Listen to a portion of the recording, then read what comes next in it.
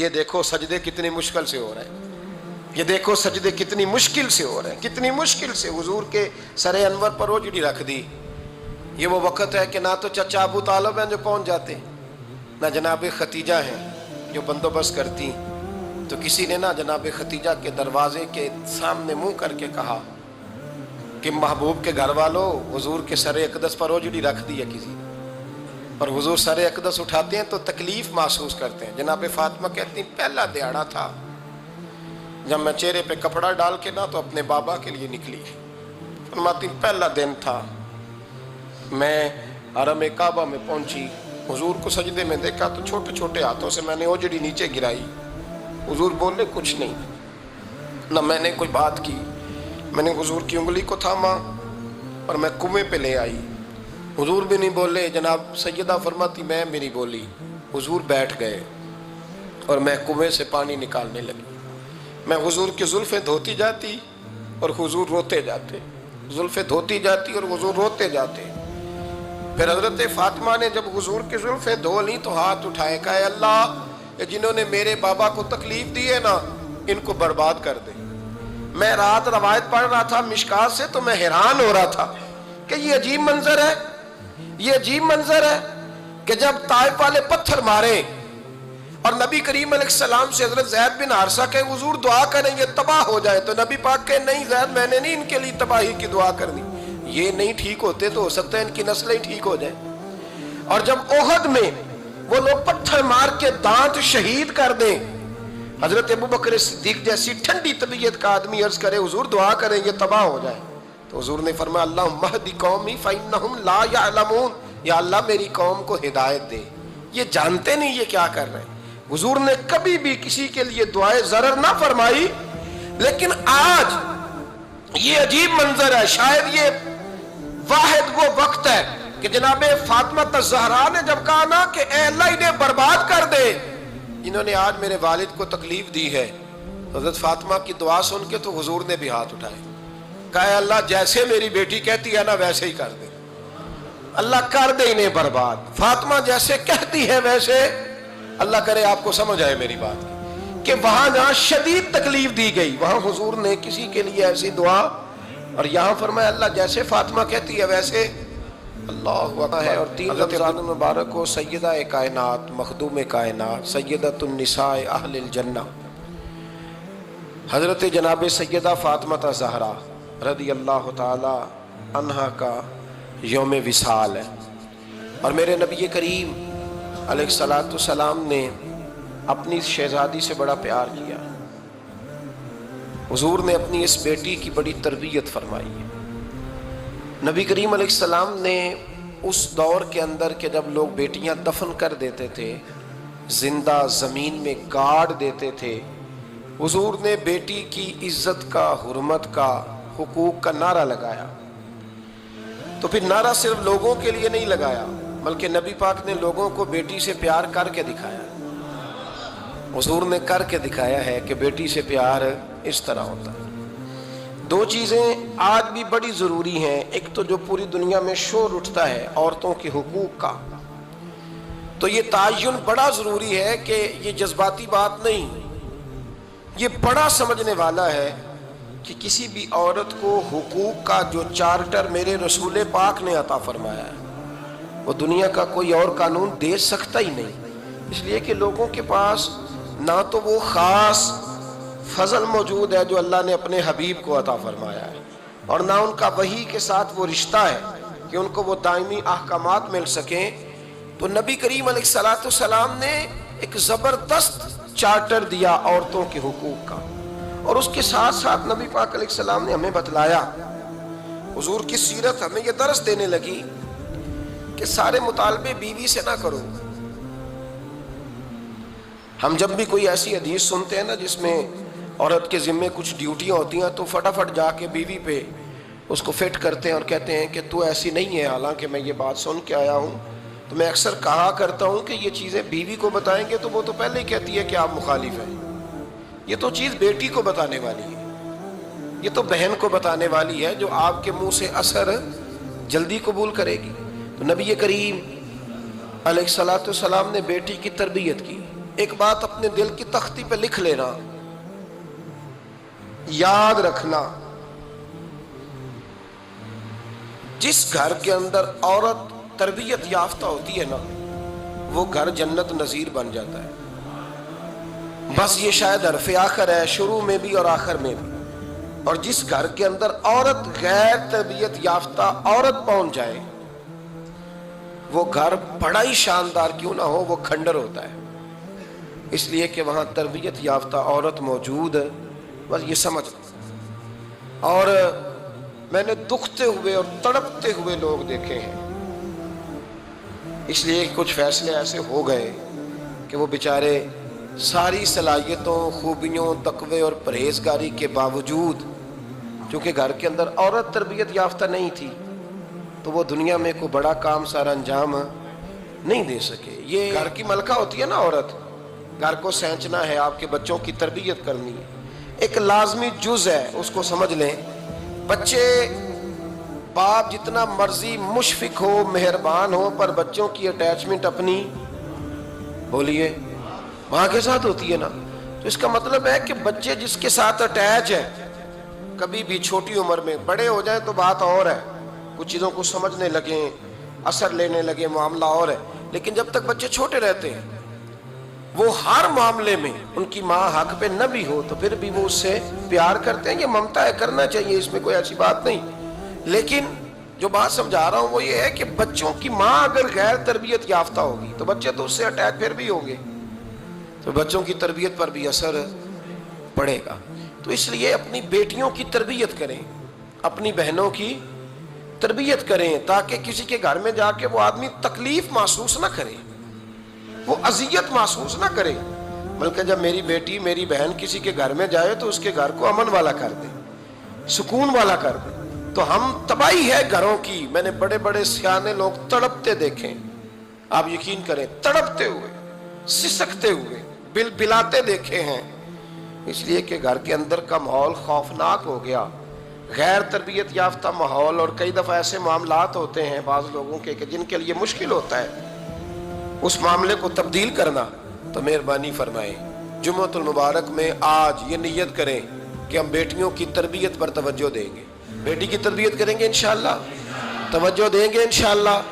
اور تربیت کا مطلب ہمارے ہاں لوگوں نے سختی لے لیا ہے۔ آج جو میں بات کروں گا نا، اس کے دونوں پہلو یاد رکھیے گا کہ تربیت کا معنی سختی نہیں۔ میرے رسول پاک علیہ السلام نے جناب فاطمہ الزہرا سے پیار بھی کھول کے کیا ہے اور تربیت بھی کھول کے فرمائی۔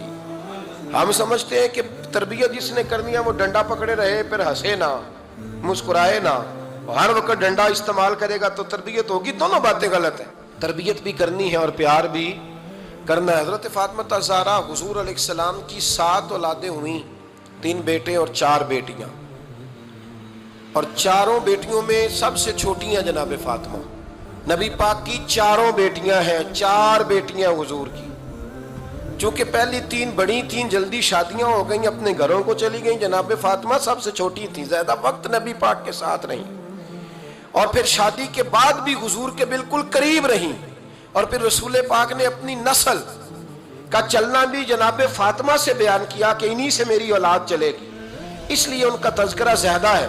یہ ظلم نہ کیا جائے کہ حضور کی شہزادی ایک تھی، نبی پاک کی 4 بیٹیاں ہیں، بڑی بیٹی، دوسری بیٹی، تیسری بیٹی، ان کے بھی ہمیں نام یاد ہونے چاہیے۔ حضور کی ایک شہزادی کا نام جناب زینب ہے، حضرت فاطمہ نے بھی پھر اپنی ایک بیٹی کا نام زینب رکھا بہن کے نام پر۔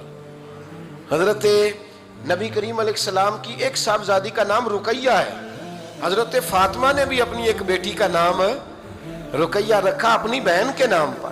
حضرت فاطمہ کی ایک بہن کا نام ام کلثوم ہے، حضور کی ایک بیٹی کا نام ام کلثوم ہے، تو جناب فاطمہ نے بھی اپنی ایک بیٹی کا نام ام کلثوم رکھا۔ حضرت فاطمہ کی بھی 6 اولادیں با اختلاف روایات بیان کی گئی ہیں، 3 بیٹے تھے اور 3 بیٹیاں تھیں۔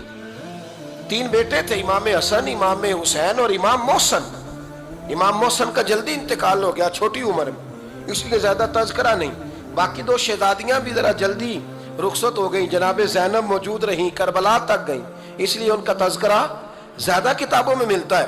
حضرت فاطمہ سب سے چھوٹی تھی، نبی پاک کے ساتھ وقت گزارا، قرآن مجید نے اس گھر کی محبت ہم پر فرض قرار دے دی۔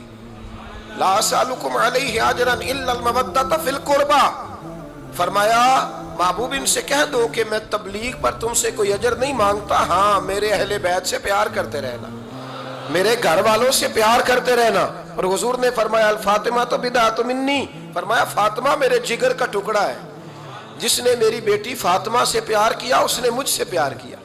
اور یہ بخاری مسلم ہے، مشکات ہے، فرمایا جس نے میری بیٹی سے بغض رکھا اس نے مجھ سے بغض رکھا۔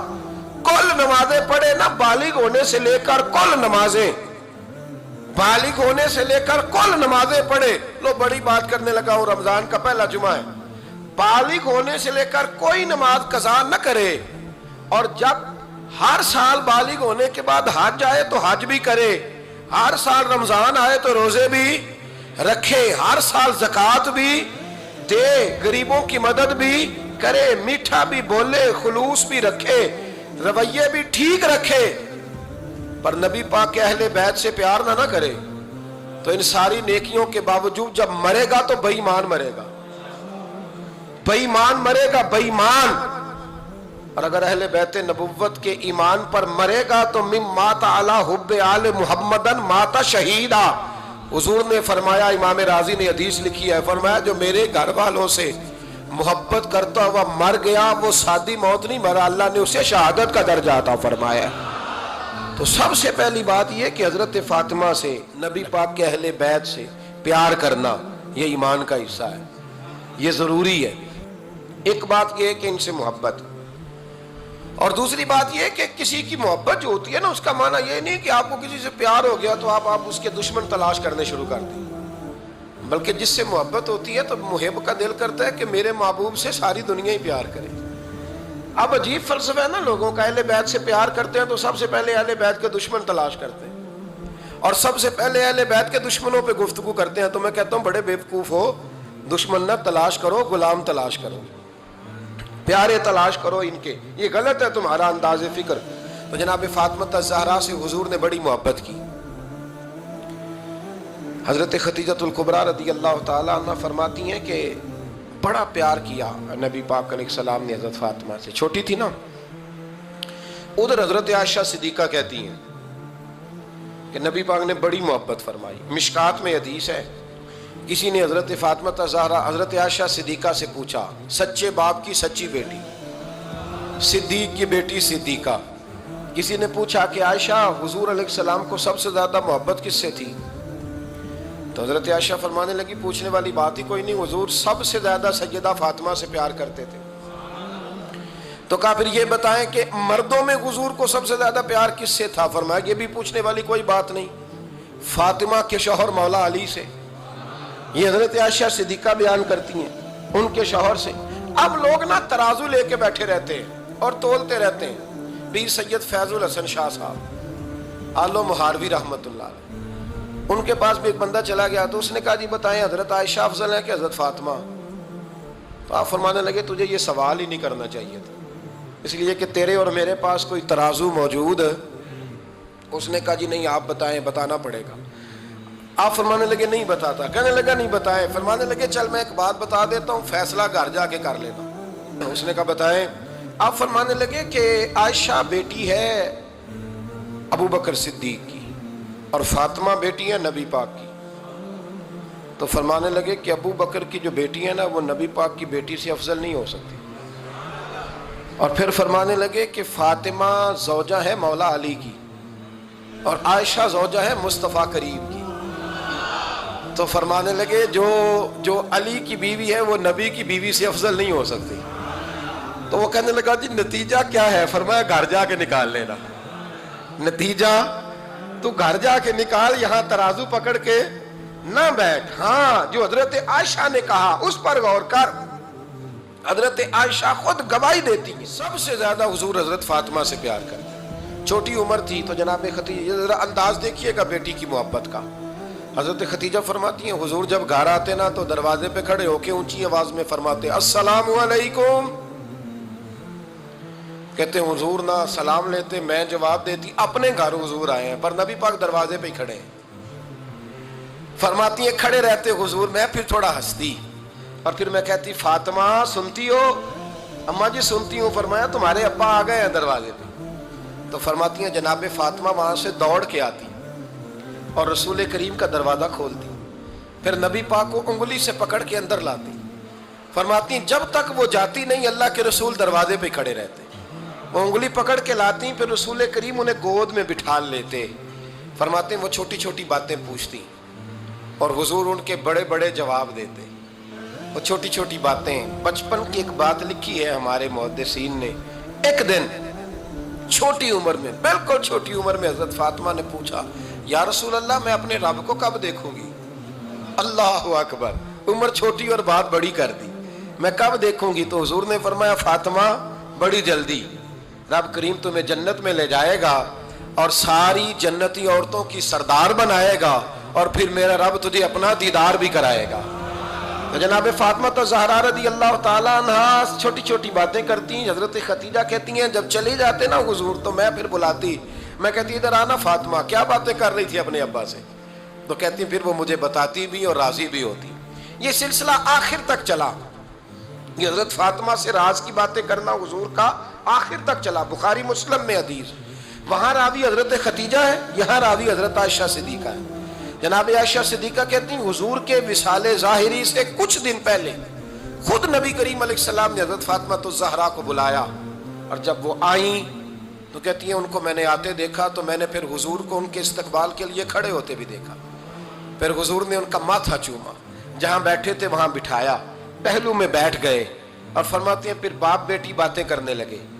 मैं कोई चीज़ बना रही थी तो जनाब आयशा कहती है मैंने देखा कि हुजूर ने उनके कान में कोई बात कही तो जनाब फातिमा रोने लग गई। फिर हुजूर ने कान में कुछ कहा तो वो मुस्कुराने लगी। कहती है हुजूर वो बात करके तशरीफ ले गए, फातिमा अभी बैठी थी, मैं आई, मैंने आके कहा कि फातिमा बताओ नबी करीम अलैहिस्सलाम ने आपसे क्या कहा? कभी हंसती थी कभी रोती थी। तो फरमाया हुजूर ने मना किया है, ये मेरा और मेरे नबी का राज है, मैं हुजूर की हयात ज़ाहिरा में ये बात किसी को बता नहीं सकती। फरमाती हैं कि फातिमा से तो मैंने पूछ लिया पर हुजूर से पूछने की तो जरूरत ही नहीं थी ना, लेकिन वो राज की बात थी। कुछ दिन गुजरे तो हुजूर बीमार हो गए, फिर कुछ दिन गुजरे तो हुजूर का विसाल हो गया। फरमाते हैं कुछ अरसे के बाद मैं सैयदा फातिमा ज़हरा से मिली तो मैंने कहा फातिमा वो भेद खोल तो दे, आज तो खोल दे वो राज क्या था? आपको बुलाया गया, फिर आप आई, फिर हुजूर ने बात की, फिर नबी करीम अलैहिस्सलाम के बात करने पर कभी आप रोई कभी आप हंसी, तो ये क्या था? तो कहती है जनाब फातिमा फिर रोने लगी, कहने लगी हाँ अम्मा जी अब मैं पर्दा खोल देती हूँ, अब मैं राज बता देती हूँ। हुजूर का विसाले ज़ाहिरी हो गया। फरमाने लगी मुझे हुजूर ने बुलाया और मेरे कान में फरमाने लगे फातिमा वक्त थोड़ा रह गया है, अब तेरे वालिद ने जाने का प्रोग्राम बना लिया है, अब ना टाइम आ गया है बिछड़ने का। फरमाती हैं जब मैंने ये बात सुनी तो मैं रो पड़ी, हुजूर आप बिछड़ जाएंगे? कहती है मैं रोई। जरा हदीस के जुमलों पे गौर करना। माती थोड़ी देर गुजरी तो हुजूर ने मेरे कान में कहा फातिमा पुत्र रो ना, बेटे रो ना, मेरे जाने के बाद जो सबसे पहले मेरे पीछे आके मुझे मिलेगी ना बेटी वो तू ही होगी। अल्लाह करे मैं समझा सकूं आपको बात। जब कहा ना कि मैं विसाल करूंगा तो रो पड़ी, और जो कहा ना मेरे बाद तेरा भी जल्दी विसाल हो जाएगा, तो हज़रत फातिमा ने हंसना शुरू कर दिया। क्या प्यार है मेरे महबूब अलैहिस्सलाम के साथ जनाब फातिमा का। उनके विसाल की खबर सुनी तो रो पड़ी और अपने की सुनी तो हंस पड़ी। और फिर हुजूर ने कहा फातिमा तुझे ये भी पता है ना कि अल्लाह तुझे जन्नती औरतों का सरदार बनाएगा, ये भी तुझे पता है? तो जनाब फातिमा ज़हरा के साथ शुरू से लेकर आखिर तक मेरे रसूल करीम अलैहिस्सलाम की मोहब्बत रही, प्यार रहा। और जनाब फातिमा का जो हुजूर से प्यार था, एक है बाप का शफकत करना और एक है बेटी का फिर अपने बाप से, बोलिए, ये बेटियां जो होती हैं ना इनका भी रवैया को अनोखा होता है सारी दुनिया से, अनोखा। मैं कभी कभी कुछ ऐसी बातें करने को दिल कर जाता है कि जो कर गुजरते हैं। एक साहब मुझसे एक दिन कहने लगा हज़रत साहब बड़ी मुश्किल में हो और इतना कठिन वक्त आ गया कि कोई हाल ही नहीं। मैंने उनसे कहा कि अपनी अम्मा से दुआ कराओ, मसला ठीक हो जाएगा। मैंने लगा अम्मा तो इंतकाल कर गई, تو میں نے کہا بہن سے دعا کراؤ. کہنے لگا بہن دور رہتی ہے. تو میں نے کہا پھر بیٹی سے کرا لو. آپ یقین کریں اللہ کے گھر میں بیٹھا ہوں, رمضان کا مہینہ مجھے تیسرے دن ملا. کہنے لگا حضرت صاحب الحمدللہ اللہ نے میری مشکل آسان کر دی. کہنے لگا یہ نسخہ آپ نے بڑا عجیب بتایا, پیر تو اس قسم کی باتیں نہیں نہ بتاتے. پیروں نے تو آپ کو پتا ہے دعائیں قید کر کے رکھی, صرف ہماری قبول ہونی ہے. کہنے لگے اب ان کا میرے ساتھ ارادت کا رشتہ ہے. کہنے لگے آپ کس طرح کے پیر ہیں کہ آپ نے مجھے پلٹ کے کہہ دیا کہ اماں سے, بہن سے, بیٹی سے. تو میں نے کہا اصل بات یہ ہے کہ میں کبھی تھکا بھی ہوتا ہوں, کبھی کسی رنگ میں بھی ہوتا ہوں, اور کئی دفعہ اب تو یہ حال ہو گیا ہے کہ رونا آئے بھی تو روتے نہیں کہ لوگ تماشا نہ سمجھیں. کئی دفعہ آنسو چھپانے بھی پڑتے ہیں کہ لوگ اس کو اداکاری اور فنکاری ہی نہ سمجھنے لگ جائے. تو میں نے کہا یہ جو بیٹی ہوتی ہے نا, یہ جو بہن ہوتی ہے, یہ جو ماں ہوتی ہے, اس کو اشارتاً بھی آپ کان میں کہہ دینا مشکل میں ہوں تو یہ رات کو رو رو کے مصلی بھگو دیتی. یہ رو رو کے دعا مانگتی ہے بیٹے کے لیے, بھائی کے لیے, باپ کے لیے. اس کا رنگ ہر بیٹی پیار کرتی ہے. اور یقین کریں کہ کلیجہ ٹھنڈا ہو جاتا ہے جب بیٹیاں چھاتی پہ لیٹتی ہیں, تو لطف آتا ہے کہ اللہ کریم نے اس ننھی سی کلی میں کیا ٹھنڈک رکھی ہے کہ سارے دل کا جو ہے بوجھ اس نے ہلکا کر دیا. تو بتائیے پھر میرے نبی پاک کی شہزادی کی حضور سے محبت کتنی ہوگی. چھوٹی سی عمر تھی حضرت فاطمہ کی جب حضرت خدیجہ وصال کر گئیں.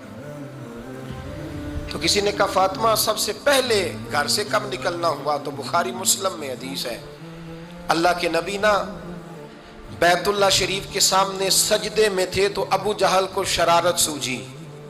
شرارت. اس نے کچھ لوگوں سے کہا, عقبہ بن نبی معید تھا, کچھ اور لوگ تھے. کہنے لگا میں ابھی رستے سے گزرا ہوں تو وہاں کسی نے اونٹ ذبح کیا ہے. تو اونٹ کی اوجڑی, آپ نے اوجڑی دیکھی ہے نا, جانور کی اوجڑی بڑی وزنی ہوتی ہے, اس میں گندگی ہوتی. اونٹ کی اوجڑی بڑی وزنی ہوتی تھی. کہنے لگا وہاں اونٹ کی اوجڑی پڑی ہے, وہ دیکھو نبی پاک معاذ اللہ سجدے میں ہے, تو معاذ اللہ ثم معاذ اللہ وہ اونٹ کی اوجڑی اٹھاؤ حضور کی گردن پہ رکھ دو. تھوڑا سا مشکل سے جمعہ پڑھنا پڑ جائے نا, اور تھوڑا سا مشکل سے پڑھانا پڑ جائے, تو ہم دین کے بہت بڑے خدمت گزار بن جاتے ہیں. یہ دیکھو سجدے کتنی مشکل سے ہو رہے ہیں, یہ دیکھو سجدے کتنی مشکل سے ہو رہے ہیں, کتنی مشکل سے. حضور کے سر انور پر اوجڑی رکھ دی. یہ وہ وقت ہے کہ نہ تو چچا ابو طالب ہیں جو پہنچ جاتے, نہ جناب ختیجہ ہیں جو بندوبست کرتی. تو کسی نے نا جناب ختیجہ کے دروازے کے سامنے منہ کر کے کہا کہ محبوب کے گھر والوں حضور کے سر اقدس پر اوجڑی رکھ دی ہے کسی, اور حضور سر اقدس اٹھاتے ہیں تو تکلیف محسوس کرتے ہیں. جناب فاطمہ کہتی ہیں پہلا دیہڑا تھا جب میں چہرے پہ کپڑا ڈال کے نا تو اپنے بابا کے لیے نکلی. فرماتی پہلا دن تھا, میں حرم کعبہ میں پہنچی, حضور کو سجدے میں دیکھا تو چھوٹے چھوٹے ہاتھوں سے میں نے اوجڑی نیچے گرائی. حضور بولے کچھ نہیں, نہ میں نے کوئی بات کی. میں نے حضور کی انگلی کو تھاما اور میں کنویں پہ لے آئی. حضور بھی نہیں بولے. جناب سیدہ فرماتی میں بھی نہیں بولی. حضور بیٹھ گئے اور میں کنویں سے پانی نکالنے لگی. میں حضور کی زلفیں دھوتی جاتی اور حضور روتے جاتے, زلفیں دھوتی جاتی اور حضور روتے جاتے. پھر حضرت فاطمہ نے جب حضور کی زلفیں دھو لیں تو ہاتھ اٹھائے, کہا اے اللہ جنہوں نے میرے بابا کو تکلیف دی ہے نا ان کو برباد کر دے. میں رات روایت پڑھ رہا تھا مشکات سے تو میں حیران ہو رہا تھا کہ یہ عجیب منظر ہے, یہ عجیب منظر ہے کہ جب طائف والے پتھر مارے اور نبی کریم علیہ السلام سے حضرت زید بن حارثہ کہے حضور دعا کریں یہ تباہ ہو جائے, تو نبی پاک کہے نہیں زید میں نے نہیں ان کے لیے تباہی کی دعا کرنی, یہ نہیں ٹھیک ہوتے تو ہو سکتا ہے ان کی نسلیں ٹھیک ہو جائیں.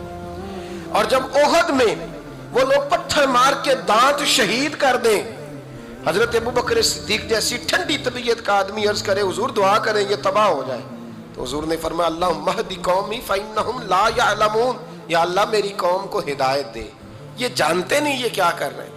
حضور نے کبھی بھی کسی کے لیے دعائے ضرر نہ فرمائی. لیکن آج یہ عجیب منظر ہے, شاید یہ واحد وہ وقت ہے کہ جناب فاطمہ الزہرا نے جب کہا نا کہ اے اللہ انہیں برباد کر دے جنہوں نے آج میرے والد کو تکلیف دی ہے, حضرت فاطمہ کی دعا سن کے تو حضور نے بھی ہاتھ اٹھائے, کہا اے اللہ جیسے میری بیٹی کہتی ہے نا ویسے ہی کر دے, اللہ کر دے انہیں برباد. فاطمہ جیسے کہتی ہے ویسے, اللہ کرے آپ کو سمجھ آئے میری بات کی. کہ وہاں جہاں شدید تکلیف دی گئی وہاں حضور نے کسی کے لیے ایسی دعا, اور یہاں فرمایا اللہ جیسے فاطمہ کہتی ہے ویسے. اللہ اکبر. حضرت عبداللہ ابن مسعود کہتے ہیں کہ وہ دعا بھی میں نے سنی, اور پھر میں نے ان سب لوگوں کو جن کے لیے جناب سیدہ نے دعا کی تھی, ان سب کو پھر میں نے بدر میں کٹتے ہوئے بھی دیکھا. میں نے ان کی لاشوں پر گھوڑے چلتے ہوئے بھی دیکھے. پھر میں نے دیکھا کہ صحابہ انہیں گھسیٹ کر کنووں میں ڈال رہے تھے. میں غور سے دیکھ رہا تھا اور ان کے چہرے پہچان رہا تھا. تو مجھ سے کسی نے کہا عبداللہ تم کیا غور کر رہے ہو؟ تو میں نے کہا میں غور کر رہا ہوں یہ وہی ہیں سارے جن کے لیے سیدہ فاطمہ نے دعا کی تھی کہ یہ برباد ہو جائے, یہ وہی ہیں میرے رسول کریم علیہ السلام کی ہر تکلیف کو جناب فاطمہ نے اپنی تکلیف سمجھا. ہر تکلیف کو. جب انسان کے دائیں بائیں کچھ لوگ ہوتے ہیں نا, اس کے دکھ بھی سمجھنے والے, سکھ سمجھنے والے لوگوں کی تعداد لمبی چوڑی ہوتی ہے. ہمارے زمانے میں ہمارے ہر آدمی کے ساتھ ذاتی مطالبات ہیں, ذاتی. تو جب تک وہ میرا مطالبہ پورا کرتا رہتا ہے میرا اس سے پیار رہتا ہے, اور جب وہ میری خواہشات پوری کرنی چھوڑ دیتا ہے پھر میرا اس سے کوئی رشتہ نہیں رہتا.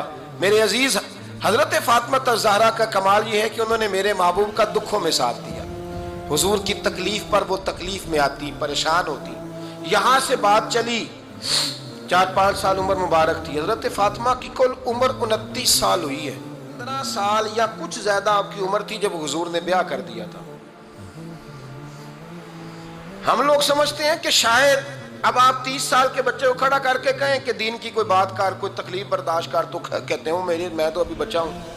یعنی 29 سال کی عمر ہوئی ان کی. چلیں جس نے زیادہ لکھی ہے اس نے 32-33 لکھ دی ہوگی, 40 تک کوئی بندہ نہیں گیا. لیکن میں جس روایت پر زیادہ اعتماد کرتا ہوں ان راویوں نے 29 سال عمر حضرت فاطمہ کی, اور ڈھیر سارے محدثین نے لکھی. یارو حیرانگی کی بات ہے نا, اس 29 سال کی عمر میں انہوں نے حضور کا بھی کھول کے ساتھ دیا, مولا علی کا گھر بھی پورا آباد کیا, اپنے شہزادوں کی تربیت کر کے میدان کربلا بھی سارا سجا دیا, دنیا کا انقلاب برپا کر دیا. 29 سال کی عمر میں کام کرنا ہو تو سال تھوڑے بھی بڑے ہوتے, اور نہ کرنا ہو تو پھر تو 80 سال کے بچے بھی میں نے دیکھے. بزرگ مجھ سے ناراض نہ ہو جائیں, اللہ مجھے بے ادبی سے بچائے, میں صحیح کہہ رہا ہوں. میں نے 80 سال کے بچے بھی. آپ نے بڑے تب ہونا ہے جب آپ نے نفسیاتی طور پہ بڑے ہونا ہے, لیکن آپ کی عمر ہو گئی ہو 70 سال, لیکن تصویروں کی خواہش ابھی بھی نہ جاتی ہو. ابھی بھی پروگرام بنتا ہو کہ کوئی بندہ مل جائے تو بریانی کھانے جائیں لاہور. ابھی بھی آپ اس سے نکلے نہ ہوں اس کیفیت سے, ذوق شوق ابھی وہی ہو. اس کا مطلب یہ ہے کہ قد بڑا ہوا, عمر بڑی ہوئی, لیکن ذہنی اور نفسیاتی طور پر وہ پختگی نہیں آئی جس کی ضرورت تھی. ہمیں ذہنی طور پر پختہ ہونا چاہیے. میری بات پر توجہ کریں گے آپ حضرات اور غور کریں گے. نبی کریم علیہ السلام کی تکلیفوں میں انہوں نے ساتھ دیا. ایک تو یہ اوجڑی اتاری تو پھر یہ وقت بیتتا گیا. ایک حدیث کے راوی مولا علی شیر خدا ہے, امام صاحبی نے لکھی ہے. نبی پاک نے نا دین کے لیے بڑی مشقت کی, جد و جہد کی. حضرت فاطمہ چھوٹی عمر سے دیکھتی آ رہی تھی حضور کو کام کرتے. حضور کی عادت مبارکہ تھی جب سفر پہ تشریف لے جاتے تھے تو سب سے آخر میں سیدہ فاطمہ کے گھر جاتے, واپس آتے تو سب سے پہلے سیدہ فاطمہ کے گھر جاتے. مولا علی کہتے ہیں ایک دن میں نے عجیب نظارہ دیکھا. نبی کریم علیہ السلام سفر سے واپس آنے والے تھے. میں نے حضرت فاطمہ کو اطلاع دی کہ حضور آج پہنچ جائیں گے, تو انہوں نے گھر سارا صاف کیا, سجایا, سنوارا, کھانا پکایا. لیکن فرماتی ہیں جیسے ہی حضور اندر داخل ہوئے نا گھر کے, جناب فاطمہ نے حضور کا چہرہ دیکھا تو ہاتھ پکڑ کے چومنے لگی. اور کہتے ہیں جب انہوں نے سر اٹھایا تو ان کا چہرہ سارا آنسوؤں سے بھرا ہوا تھا. رسول کریم نے بیٹی کے سر پہ ہاتھ رکھا, بٹھا لیا. فرمایا فاطمہ بیٹے رونے والی تو بات کوئی نہیں تھی, کیوں رو پڑی ہو؟ تو عرض کرنے لگی محبوبہ میں بچپن سے دیکھ رہی ہوں, محنت کرتے, جد و جہد کرتے, مشقت کرتے.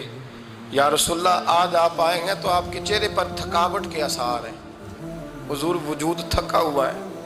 یا رسول اللہ میں نے ساری زندگی آپ کو کام کرتے دیکھا ہے, مدینے والے حبیب مجھے بتا تو صحیح کام کب تک کرنا ہے؟ کو وقت آئے گا جب آپ کی کمر بھی بستر سے لگے, کو ٹائم آئے گا آپ گھر میں بیٹھیں, من پسند غذائیں کھائیں. حضور کب تک یہ جد و جہد کرنی ہے, کب تک یہ کام ہوگا؟ جناب فاطمہ فرماتی حضور نے میرے آنسو پونچھے, مولا کائنات شیر خدا فرماتے ہیں، نبی کریم علیہ السلام فرمانے لگے فاطمہ تیرے باپ کی ڈیوٹیاں بڑی زیادہ ہیں، جب تک دنیا کے آخری کونے تک دین نہیں پہنچ جاتا اور جب تک اینٹیں اور پتھر بھی میرے دین کا پیغام سن نہیں لیتے اتنی دیر تک تیرا باپ جد و جہد کرتا ہی رہے گا۔ یہ بڑا مشکل کام ہے، یہ دین کا سفر، یہ دین کی جد و جہد، یہ دین کی تھکاوٹ۔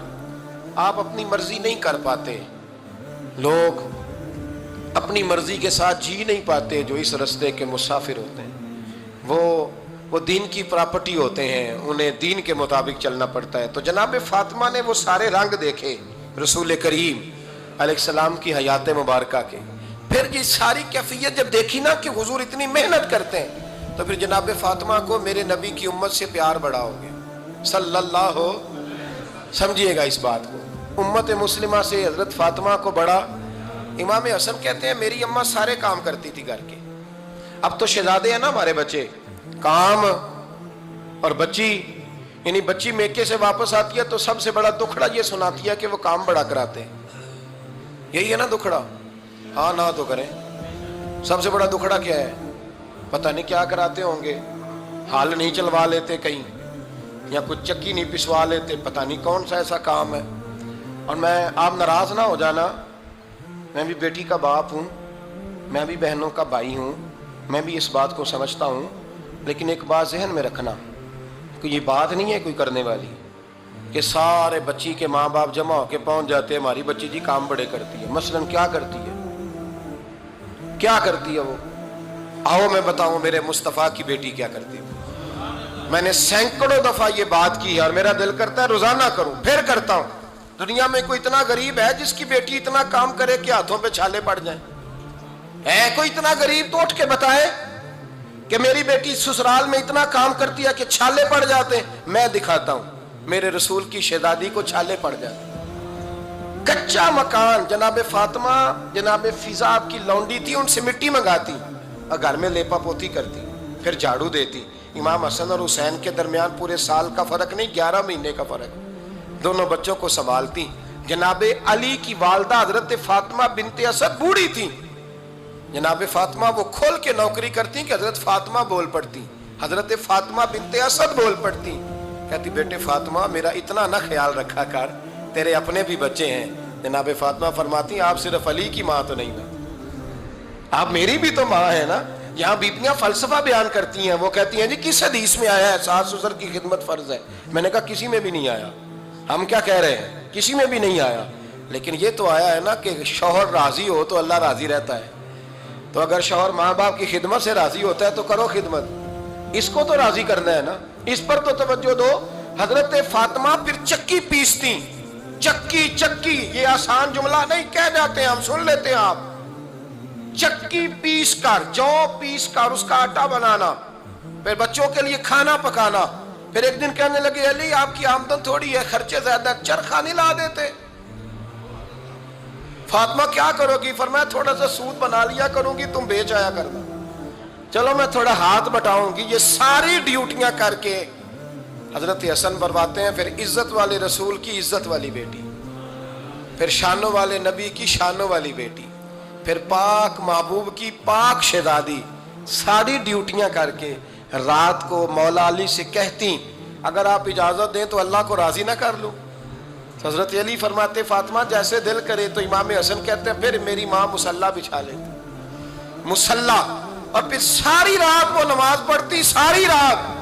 اور فرماتے ہیں جب سویرے ہاتھ اٹھاتی تو پہلی دعا یہ کرتی اے اللہ میرے رسول کی امت پہ رحم فرما، اے اللہ میرے رسول کی امت پہ رحم فرما۔ تو کہتے ہیں زمانے بیت گئے یہ دعا سنتے تو ایک دن میں قریب گیا تو میں نے کہا امی حضور کوئی دعا میرے لیے بھی کر دیں، کوئی حسین کے لیے بھی کر دیں، کوئی زینب کے لیے بھی کر دیں۔ ساری دعائیں امت مصطفیٰ امت مصطفیٰ امت مصطفیٰ۔ کتنا بڑا جملہ ہے، کتنا بڑا، شیخ محقق نے لکھا ہے کتنا بڑا۔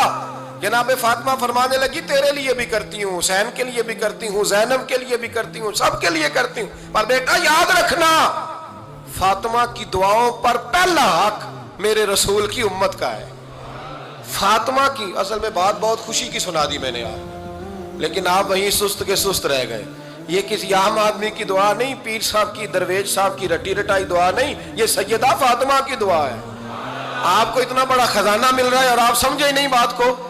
حضرت فاطمہ فرمانے لگی میری دعاؤں پر سب سے زیادہ حق میرے رسول کی امت کا ہے، تو میں یہ حق ہمیشہ ادا کرتی رہوں گی، میں انہیں دعائیں ہمیشہ دیتی رہوں گی۔